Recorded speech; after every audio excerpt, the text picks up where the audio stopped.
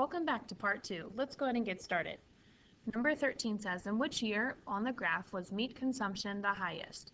That would definitely be the highest point in the graph right here at the year 2000.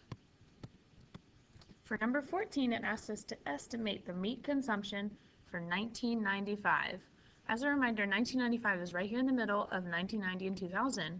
So really you're just looking for, if I drew another line here, at where would it meet? And it looks like it would be right in between 80 and 90. So I would estimate that about 85 kilograms would be consumed per capita in the United States for 1995. Number 15, how many people are represented on the graph? Again, you just have to add each one. 1 plus 9 plus 10 plus 6 plus 3 plus 2 is 31 people. For number 16, which score range contains the most people? That would obviously be C, 10 to 14 people.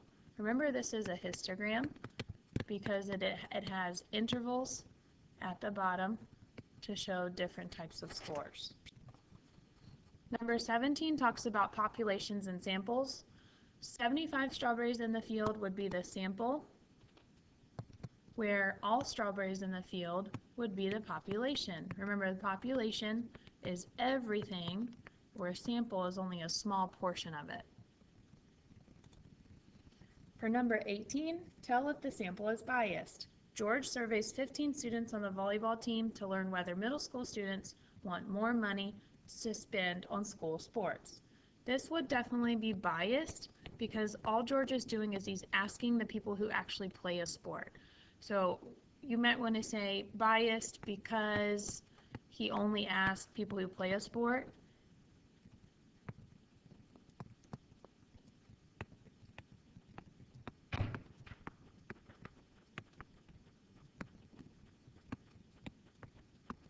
If he wanted to be an unbiased question, he could have probably asked everybody in the cafeteria or people as they came into school that day. For number 19, it says, what was the stock price for Watson & Partners on Wednesday? Notice how Wednesday, this is a double bar graph, and Wednesday has the line going through it. So Watson & Partners is here, and on Wednesday, it says it would be $50. The last question on your review is one where you had to set up a proportion. If 300 people at the zoo were surveyed, according to the circle graph, how many picked lions as their favorite feline? Well, we know that lions is represented by 5%, and we know all percents are out of 100. So if we know that 5 are out of 100, how many out of 300 are being represented? Remember, with proportions, you can cross multiply to solve. So 5 times 300 would be 1500, and 100 times x is 100x.